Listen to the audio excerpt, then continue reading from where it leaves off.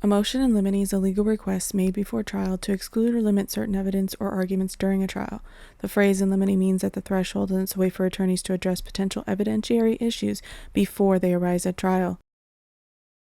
April 9, 2025, motion number 10, states motion 911 call.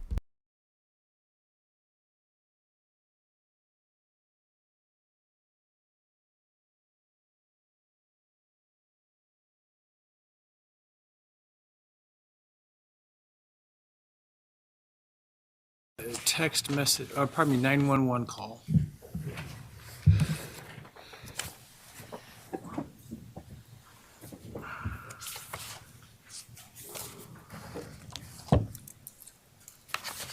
Judge, the state seeks a pretrial ruling that the audio recording of the 911 call and a transcript of that call are an exception to the rule against hearsay.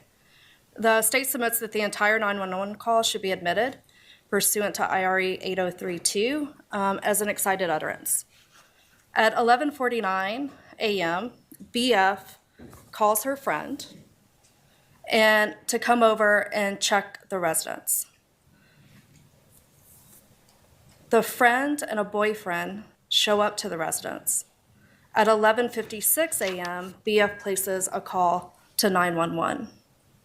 Just 7 minutes later, this 911 call was immediately after learning that HJ had something was definitely wrong within the residence, and his instruction that the girl should call 911. The statements were before the declarants knew their friends had been murdered the night before. The requirements of IRE 8032 are met, as this was obviously a startling event, and two, the statements were made under the stress and excitement that it caused, and that's clear by listening to that audio. The defendant has proposed that their version of the 911 transcript be used, and the state has no objection to that. And I do have a copy of that transcript and the defendant's transcript, if the court would like it. Thank you.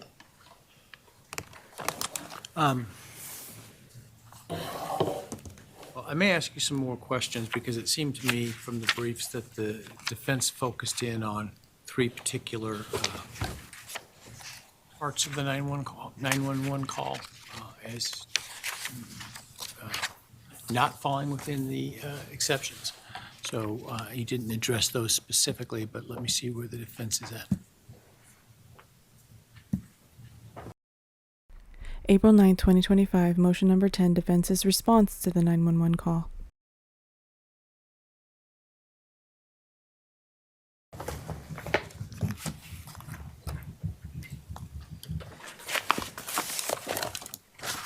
Your Honor, the best place for me to start is to probably provide you with some copies of the exhibits that we're going to want to talk about.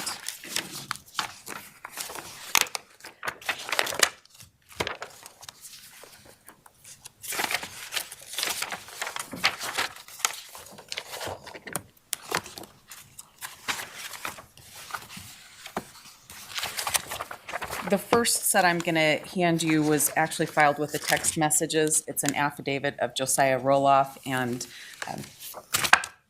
also, let me give you the extra copy.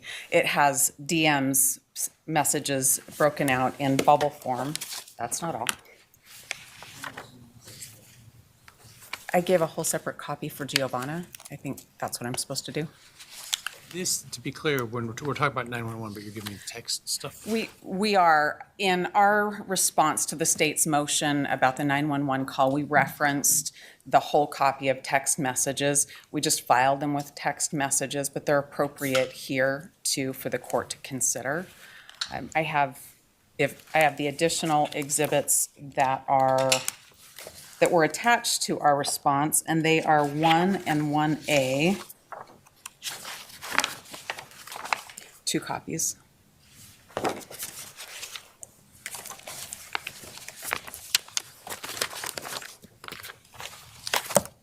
With those in possession of the court, I'll talk about the state's request. The 911 call is made 8 hours after whatever happened in that house happened, after the killings happened, according to the state's theory of the case anyway. The state wants to play for the jury the 911 call and give them a transcript of the 911 call as an excited utterance or a present sense impression. The context of all of what happened that night is captured in DM's text messaging. There's a separate text messaging exhibit for BF. But it's not that all of a sudden at 4 a.m. something starts to happen and then the 8 hours pass and they call their friends and are startled by finding out that their roommates have been killed overnight. There's a lot more that happens during that time, and to analyze whether they're under the influence of a new and startling event, the court should take a look at all of the text messaging, all of the use of Snapchat, all of the use of Instagram that happened. It doesn't start in the middle of the night and then just stop until noon. There is a whole lot more that's going on in that house.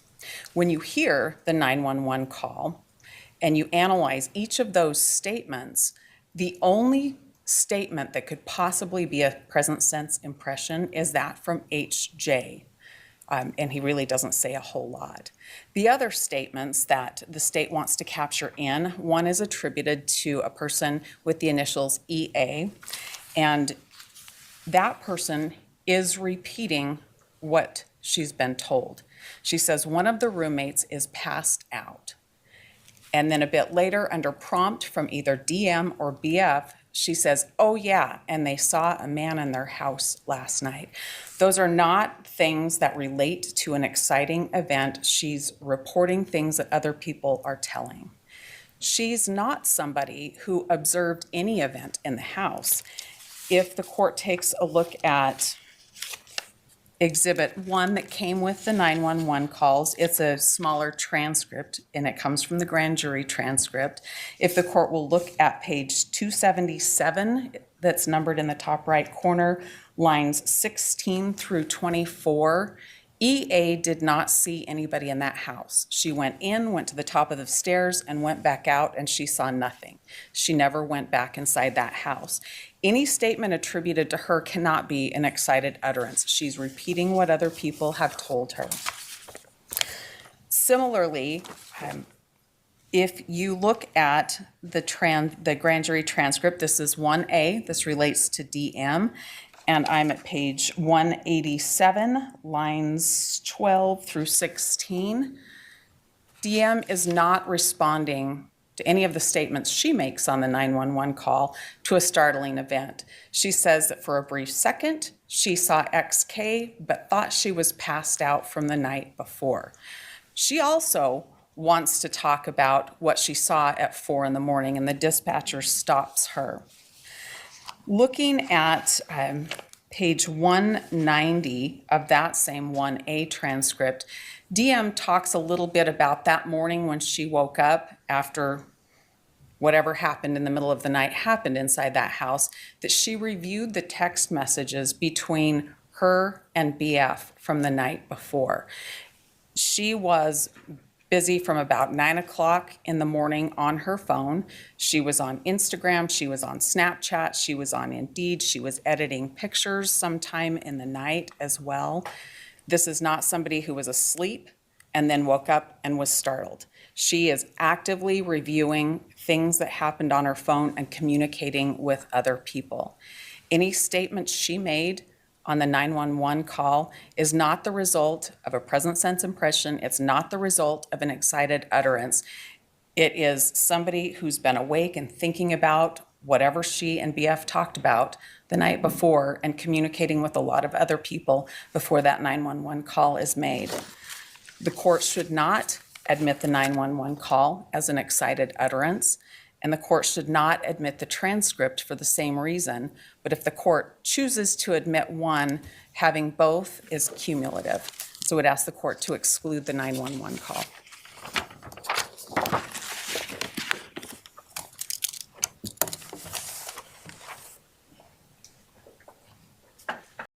April 9th, 2025, motion number 10, state's rebuttal to the 911 call.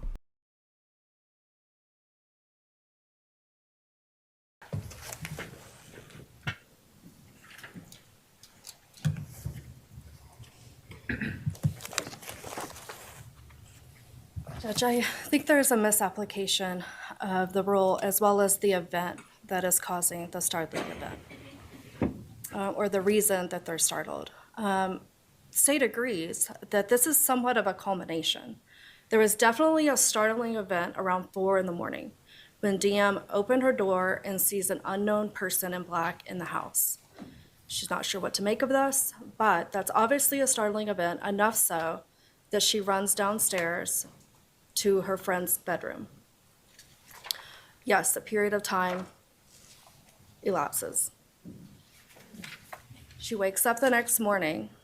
The next startling event is the fact that when she wakes up the next morning, her friends, she can't hear them. And she's texting them, and that's what her phone records show. She's texting them, giving them time to respond, and they're not responding. So at this point, she decides to call over friends to come and check on the residents, remembering what happened the night before. Now adding to that she's not hearing the roommates above like she normally would, and they're not responding in the morning like they normally would. Then she calls her friend to come over. Then the friend comes over, discovers Santa, and then instructs them something is wrong, and to the point that they need to call 911. That's truly the startling event here, is the confirmation that all of these things are coming together and that there's an emergency in the house that law enforcement needs to respond to, which is the context of how all of these statements are made. What do I do, or what's your response to it seems like some of this I need to take bit by bit. And so, for example, EA stating that one of our roommates, or one of the roommates passed out and was drunk last night, and she's not waking up. She didn't witness anything. Well, I think that falls under her present sense impression of what is happening at that time. Her hearsay statement of what somebody else told her. That's she's true. not experiencing anything in that sense other than being there. And I think the case of, look at my note here, of Bemis is instructive. Well, I would also argue that for this particular statement, we wouldn't be relying on it for that truth. So therefore, it's just not hearsay.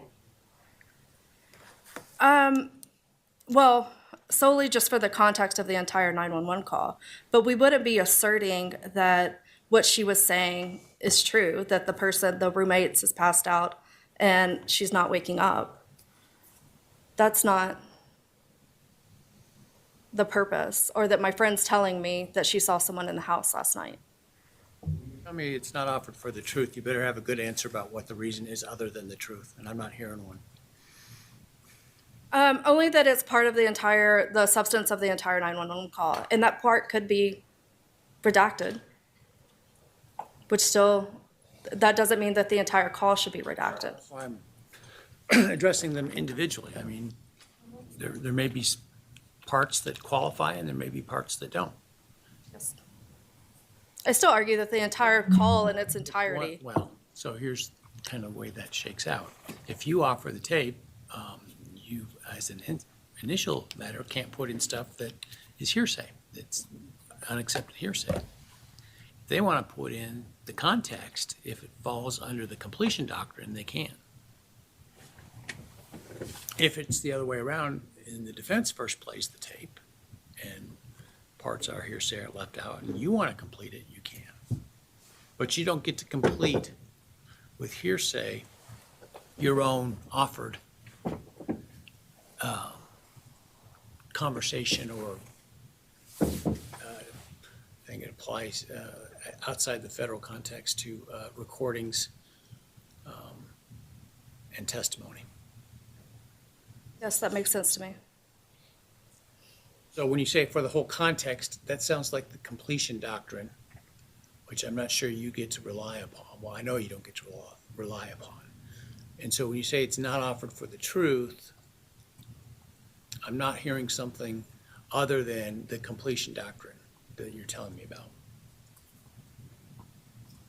I think that's fair. I mean, we only have certain exceptions to the rule. If it, you know, I still believe that the entire call in its entirety and under the circumstances that the call was made, the entire call could be considered an excited utterances by all declarants. Also, there's a statement by EAO, and they saw some man in their house last night. Yeah. That seems to me to even be more removed. Again, it's a statement of a hearsay of somebody else, so you got hearsay within hearsay, and not by somebody who observed that and relating to the event that happened previously. That's true. So what non-truth purposes is that statement?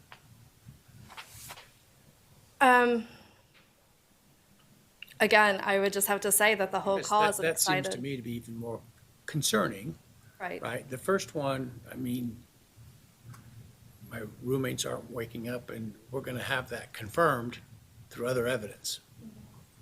The statement hearsay that the roommate saw somebody is perhaps more of a piece of contested evidence. Agreed. I still, Concern about being an offer for the truth is even greater there. right, and the appropriate remedy, when there's not any grounds for relevancy for this, would be to solely redact those portions of the 911 call, not to exclude the entire call.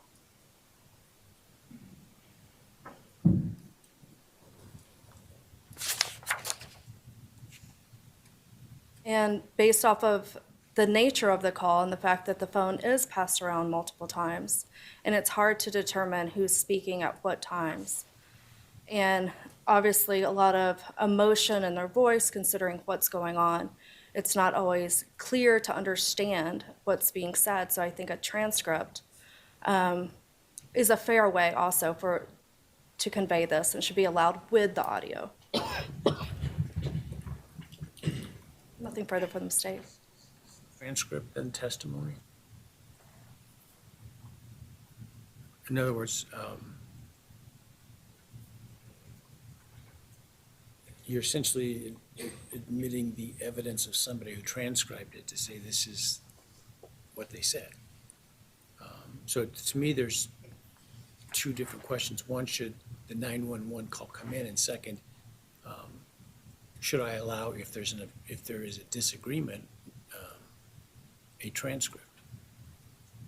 Well, the state has offered to allow the defendant's transcript that they had certified. The fact that certified doesn't make it otherwise independently admissible. It's hearsay. The transcript part of it. Well, it's a transcript of the 911 call. I believe that it could be self-authenticating.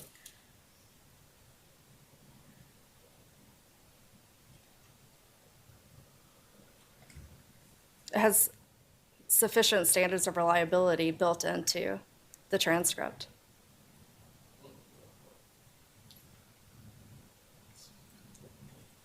That may be one. 24 might be a hook. You haven't complied with the requirements of 24 at this point, but No, but we haven't met our exhibit or witness deadline yet. So obviously, we would have to lay the proper foundation for that and would intend to do so. Thank you.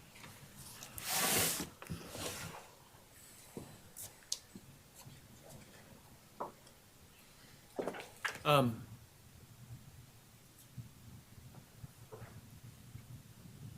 right, I think I need to take a statement by statement approach to this. I do think that the